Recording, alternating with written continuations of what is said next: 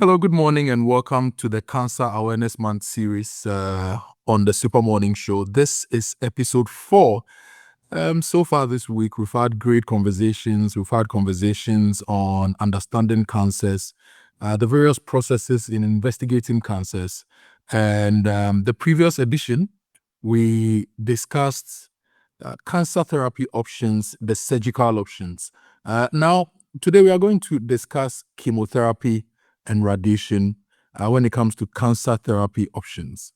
And our guest is Dr. Stephen Kpatsi. He's a clinical and radiation oncologist, and he joins us to discuss the topic with us: cancer therapy options, chemotherapy, and radiation. If you remember our conversation with Dr. Akoto Boateng, he said that you have the surgical options when you are when it comes to cancer therapy, but there are some other options that are also used depending on the type of cancer, the stage in which it is, and the investigative report. So Dr. Kpatsi is going to give us more details on the other options here on the Super Morning Show. Doc, good morning and welcome to the Super Morning Show. Good morning and thank you very much. Thank you to the listeners who have made time to listen to us this morning. Now, you are an oncologist, clinical and radiation oncologist. When we say somebody is an oncologist, what does it mean? What does a person do? Okay, so you just mentioned that you spoke to a surgeon. Surgeons are doctors who basically perform surgery or do operations, as we call it in Ghana. Another branch of medicine is what we call oncology. So an oncologist is a doctor who studies and specializes in the treatment, like the knowledge about the treatment of cancers, and actually does treatment of cancers. So such a person is termed an oncologist. So, we have medical oncologists, we have a radiation oncologist. The medical oncologist uses chemotherapy and other related medication, whereas the radiation oncologist uses radiation or radiotherapy, as we may have heard before. And a clinical oncologist does both. So I do both.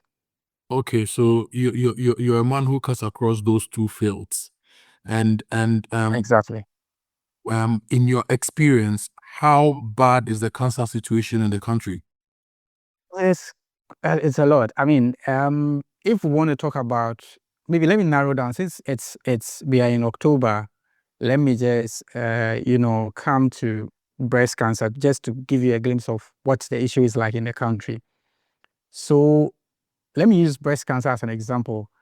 In Ghana, for example, according to the available data with GlobalCan 2022, in the year 2022, Ghana recorded over 5,000 new cases of breast cancer. And then, so that alone gives you a fair idea of the volume of cases of breast cancer in the country. Whereas in the same year, we lost more than half of, about 50% of the same number of people died from breast cancer. So it gives you a fair idea of how serious the issue is. And these are numbers recorded in the hospital. So there are some people who never made it to a hospital to be examined or be treated for these cancers, right? Exactly. And like I mentioned, the treatment facilities in Ghana, we have Kwalibu Komfo-Anokye, Sweden Ghana Medical Center. There are a lot of other PBC district hospitals that patients turn up who never make their way to these big facilities that I mentioned, and they never get to be counted as part of this statistics. So you can see how serious this issue may be if we are able to get all the numbers. So it is a big concern. We learned earlier this week that when it comes to liver cancer, for example, we have about 2,900 diagnoses averagely a year. And out of that, 2,400 die. And most of them, when they report to the hospitals, it doesn't take long and we lose them. So cancers generally are becoming a canker in the country. This it is a big problem. You see, I also think that we are beginning to notice them. Those days when in the villages you often hear that some uncle or some auntie has passed away, and you never get to know what the issue was. You never get to know what happened to the person.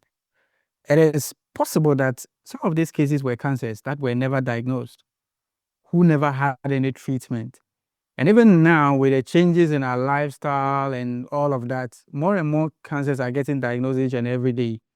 So yes, it's really an issue of concern. I wanted to just, you mentioned liver cancer. I don't know whether you want us to stick to breast cancer or we can we have to go all around. Cancers in general. And for today, on this episode, we want you to take us through chemotherapy and radiation. And so based on the background you've given us, we will get into chemotherapy, we'll get into radiation as options for cancer therapy. But you can go ahead and say whatever you wanted to add to the liver cancer conversation. Yes. So with the liver cancer data, actually liver cancer, the number of cases diagnosed according to Global Count 2022 in the year 2022 were 3,731. That were the new cases diagnosed. And then look at this. I just mentioned 3,731, and in that same year, 3,362 people died from liver cancer. Wow. So it gives you the volume of, how serious that issue is. So that is one of the issues. And then when you look at, in terms of the total, if you put all cancers in Ghana together, breast cancer is the commonest, followed by liver cancer, being the second on the chart. And then after that, you have cervical cancer, and then you have prostate cancer, and then the lymphomas and all the others. So just to let you know about the others, which we usually do not mention. Yes. So if somebody is diagnosed of any of these cancers, they have an option of getting surgery, chemotherapy, or radiation. Now, I have heard of chemotherapy several times, and but I want to know from you, what really is chemotherapy and how does it work to fight cancer? Yes, so chemotherapy, as has often been mentioned, it's just another name for a drug or a medicine. Just like you have malaria, you go for malaria tablets. Maybe you have some infection, you get an antibiotic. So chemotherapy is just a special name that has been given to medications that are used to treat cancer. Now, there are different types of chemotherapies, and the choice of the type of chemotherapy depends on the type of cancer you are treating, and then it depends on the stage of the disease that you are treating. It also depends on certain peculiar features of that particular cancer that you are treating. And then added to chemotherapy, we have something we call targeted therapy. And then we have the immunotherapies. All of these are medications or drugs that are used to treat cancer. So often when you go to the hospital or you meet an oncologist, he will get details based on the type of cancer, the stage, and then certain features. We call them receptors. There are some cancers that may have certain receptors or certain immunological features that allows your oncologist to choose the appropriate chemotherapy or the appropriate cancer medicine that is used to treat that particular cancer. So you mentioned that chemotherapy is using medication to fight cancer. And you used malaria as an example. The few times I've had malaria, sometimes I'm given injections, sometimes I'm given pills to take. There were a couple of times that I was put on IVs. Is it the same or this is different? The delivery of these medicines, is it the same as we have for the other diseases or is different in the case of cancer? Okay. So just like other medications, we have some chemotherapy medications that are given as IV medications. For example, the way somebody receives a drip in the hospital, you see the bag of drip being hung out there, and then it runs slowly through a cannula that has been placed on your hand or any other part of the body. So the same way, we have some chemotherapy medications that are given in the form of a drip. Now, we also have some chemotherapy medications that are given, that are swallowed as pills, just like we take malaria pills. And then the same way, we have some others that are given as direct injections. So there's a difference between a drip, and then there's a difference between the one that somebody will hold a needle and give you the injection directly, maybe within a few seconds, and it's done. So there are different types of chemotherapies, and then these methods of administration can be employed at any time, depending on which medication that is being given. I've also seen a lot of conversations and also seen friends who have undergone chemotherapy and have suffered from hair loss. Some of them, for example, yesterday I gave the example of a friend who recently was treated for breast cancer, and these days she says whatever she eats, she throws up. She always has nausea. She's always tired. So, what side effects should patients expect when they go through chemotherapy, and how can they manage these side effects? Thank you very much. I think it's very important we talk about the side effects, because most people wouldn't want to hear the word chemotherapy because of the side effects that they have heard before. Now, why do people have side effects? Let me just explain that before I talk about the type of side effects that can be experienced. So the chemotherapy medications are designed to target cancer cells. Now, the medications are able to target cancer cells because of some unique quality or unique abilities of the cancer cells, which is they grow very fast, more than the normal human body cells. So the design of the chemotherapy is such that they target fast-growing cells most of the time. Now, there are certain cells in the human body which are not cancer cells, but they are features. They also have fast-growing abilities that tends to intersect those abilities of the cancer cells. So this makes the cancer cells, this makes these particular cells vulnerable when it comes to, receiving chemotherapy. So, for example, the hair follicles. You remember that when you cut your hair, sometimes within 2 days after cutting your hair, even if it is Sakura, you realize that the hair starts growing already. You can cut People your like face and me realize that. and Winston, when we cut our hair, it takes 2 months to grow. God is our baba. Exactly. So you realize that the hair follicles, they have fast growing ability. So that ability intersects with most of the cancer cells. And because of that ability, they get affected by chemotherapy. So people, one of the common side effects is hair loss. Let me quickly add that the hair loss is reversible. I always tell my patients that, look, when you lose your hair, I understand that it's a difficult, and especially for most of the women, their hair is very important to them, and some men as well. So I do let them understand that the hair loss is going to grow back. It's not going to be forever. So it's a very important thing to take note of. Now, another common thing is nausea and vomiting.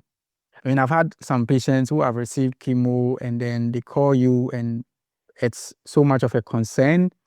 They can't put in anything through their mouth because of the nausea and vomiting. But these are also manageable. In fact, we have newer medications that are used to manage nausea and vomiting. So for people, it's not everybody who gets those side effects. Let me just add that too. So I have some patients, I just saw somebody not long ago who said, look, I didn't experience anything. I only had some small body pains. And the person was wondering that whether they received the right medication. I said, yes, you did. But they didn't have the nausea and vomiting, all those symptoms that other people have talked about. So yes, nausea and vomiting is one, but it's not everybody who experiences that.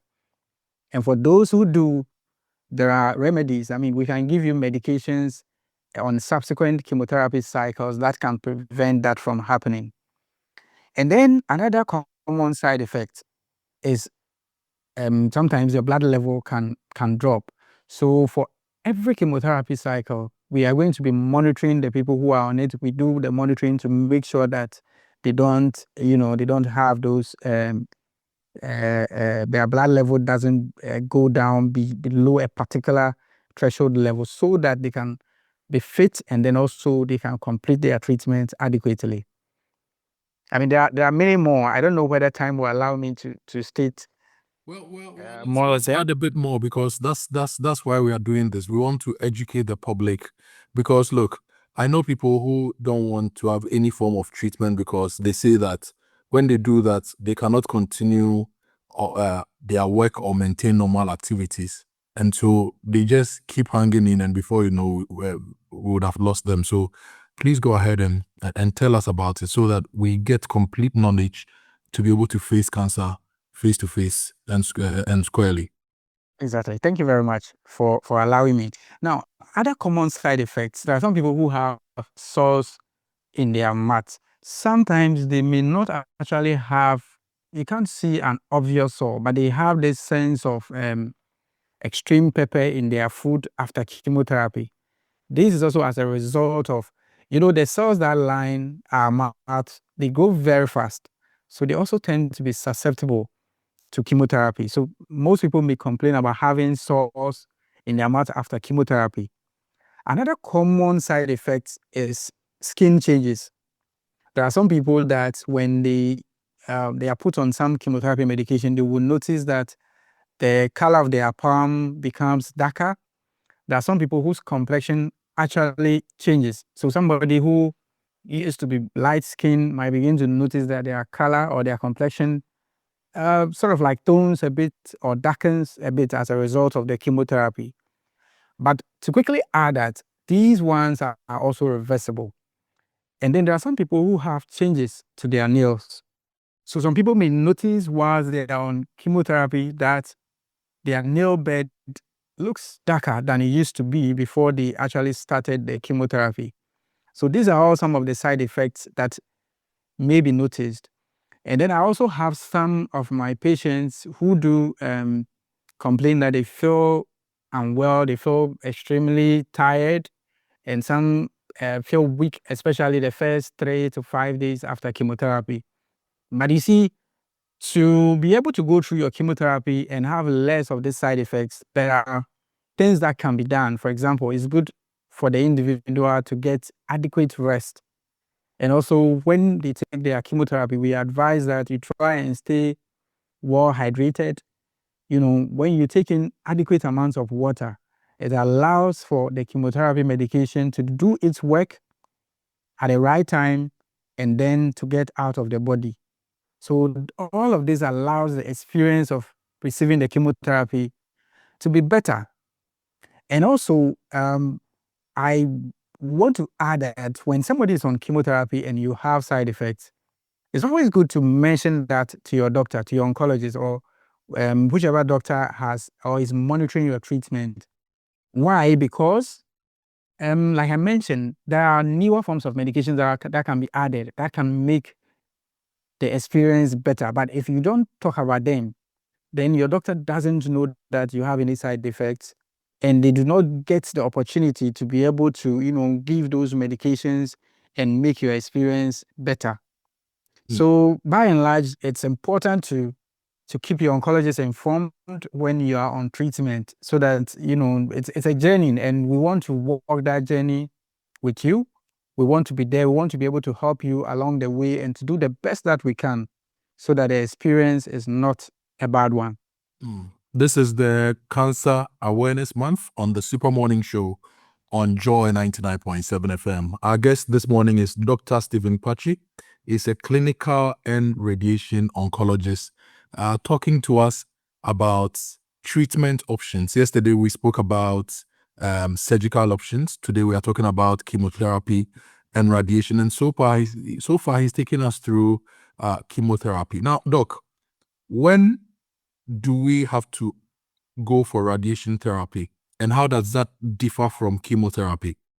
Yeah, that's very good. I wish I could even show diagrams, but this is a radio, so all right. So just like the way the chemotherapy works, chemotherapy, when somebody takes a drug, it goes into the blood and then it circulates through all of the person's body or their system.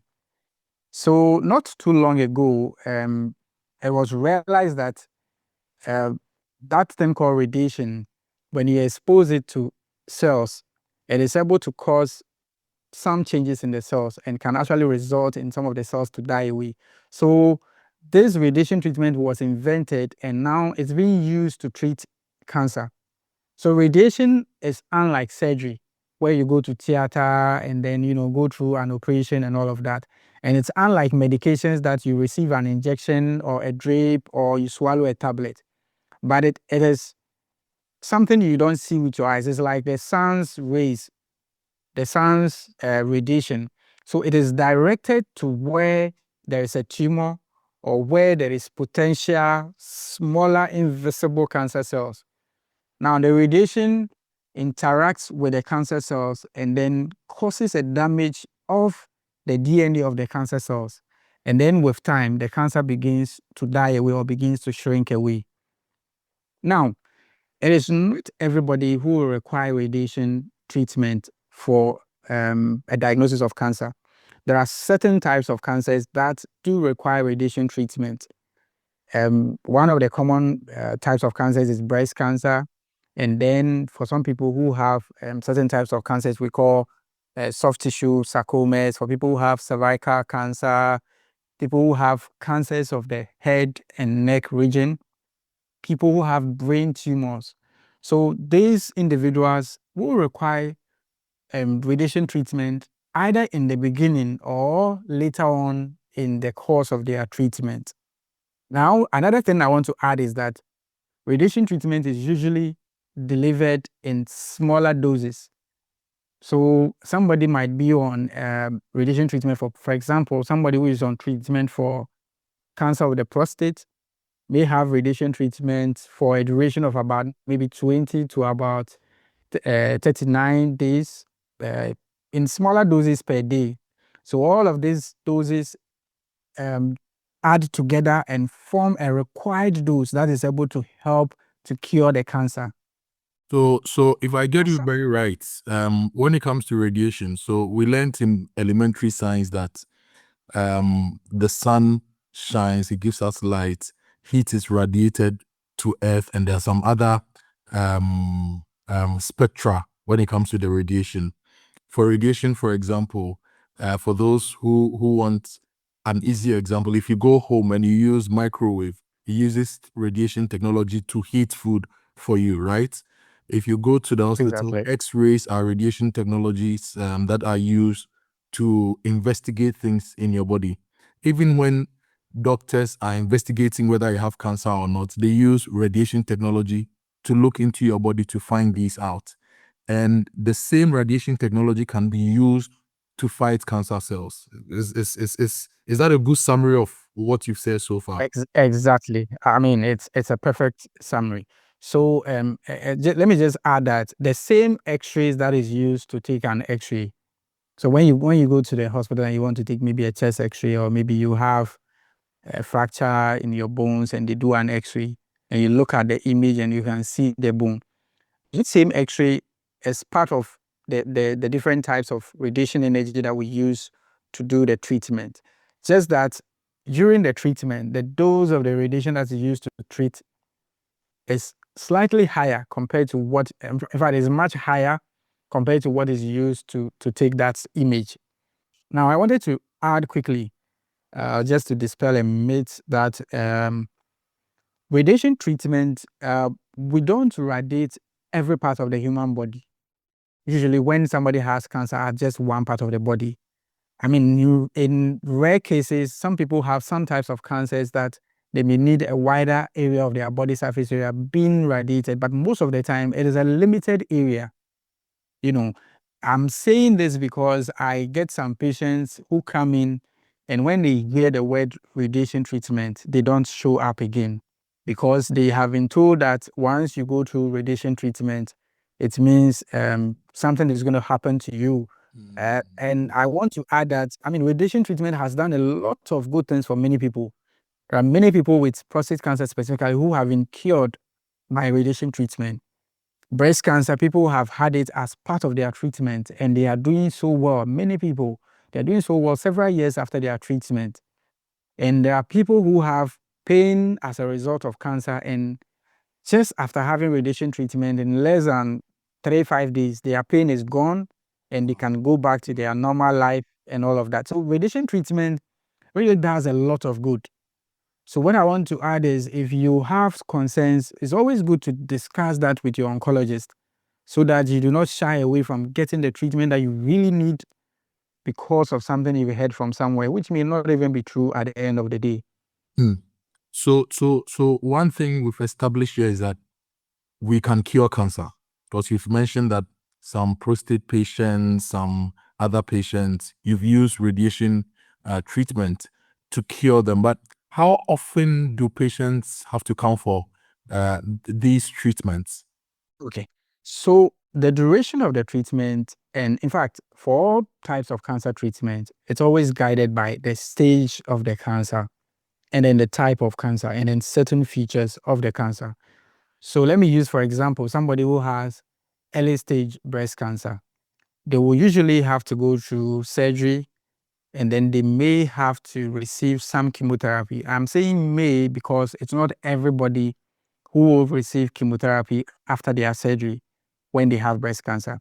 So at the end of the day, some of these people, after the surgery and the chemotherapy, they may have to have radiotherapy.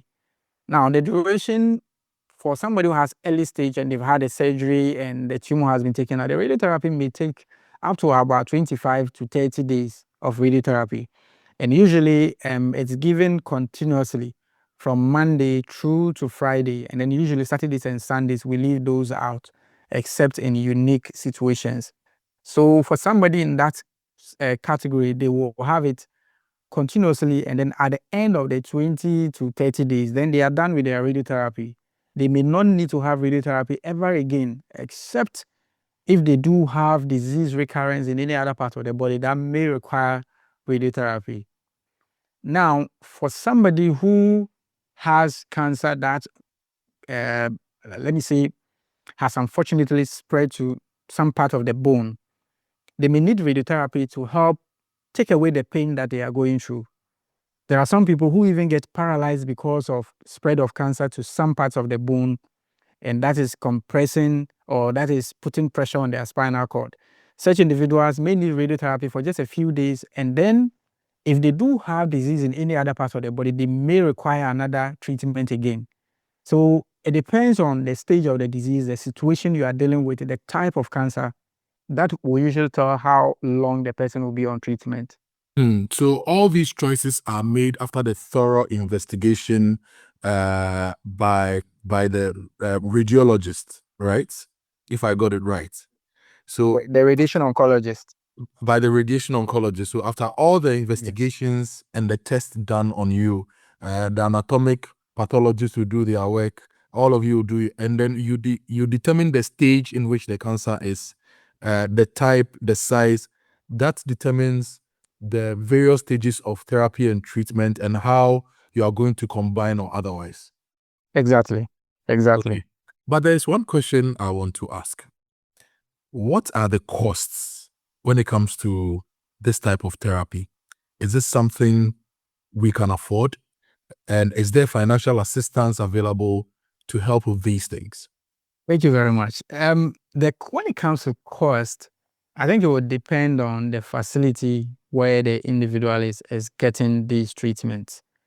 If it's a public facility, things may be different. Whereas when it comes to a private facility, it will be equally also different. Now, the cost, yes, I would say that it may be expensive depending on the person's financial capabilities. I do know that in some institutions, some components of the national health insurance is able to fund a particular percentage of it.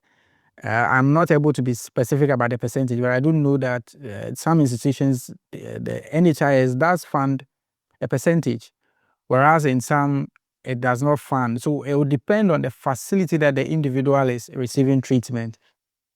At the end of the day, the value that is given or the outcome of the radiation treatment, I believe, really, really, really pays off for whatever cost maybe carried as a result of receiving this treatment.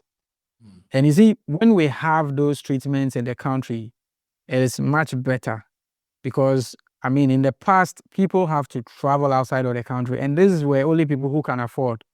I mean, how many people in Ghana have a passport to talk about getting a visa and being able to travel outside just to go and get, treatment?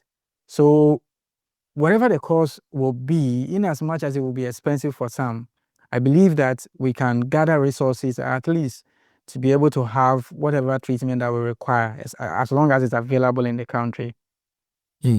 So, Doc, lessons I've learned from you today. Treatments generate fear in people, but people should not be afraid because, one, we have the facilities. Two, we have the human resources who are experienced to take us through the therapy. Now, we are also afraid of side effects. Our side effects are as a result of how, for example, in chemotherapy, the drugs work, but they are manageable and they are temporary. So for those who are afraid they will lose their hair, their skin colors will change, their nails, the sores, the burning sensation they experience in their mouths and all those things, they are manageable and temporary. So that should not hold us back from seeking health. And these therapies are also curative. You have completely cured some patients, and they're also palliative. There are certain instances you've used it to remove or reduce pain. And also, even though there are financial challenges, there are certain instances that health insurance and other insurance packages can give you a bit of hope. So we shouldn't lose hope, right? Have I learned right today? Exactly. I think everything you've said is exactly on point. It's on point. I would like to add that this is very dear to me. When it comes to cancer, I often say that people should, if you ignore it, if you see any sign and symptom, I mean, we are in Breast Cancer Awareness Month, but let me just speak general. If you notice anything unusual, kindly report it to the hospital. I've had people who have reported to the hospital. Let me just add this, okay? Maybe this may be a bit. You see, I had a patient some time back who hid the symptoms from the whole family until it got so late. In fact, so don't be afraid. Show up in the hospital. Please, you can have some treatment. If you present early, you will be fine. If you present early, you could have a cure, depending on if you present very late. But not talking about it, not going to the hospital, it doesn't necessarily take the symptoms away, and it doesn't take away the problem.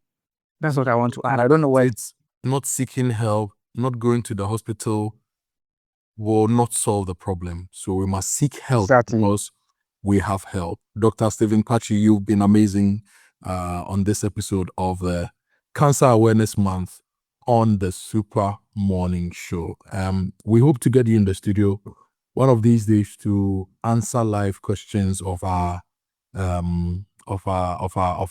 listeners. For today, the conversation is about you educating, but we'll bring you back again so that listeners can call in and ask questions that I might have missed on the show. Thank you so much for joining us on this episode.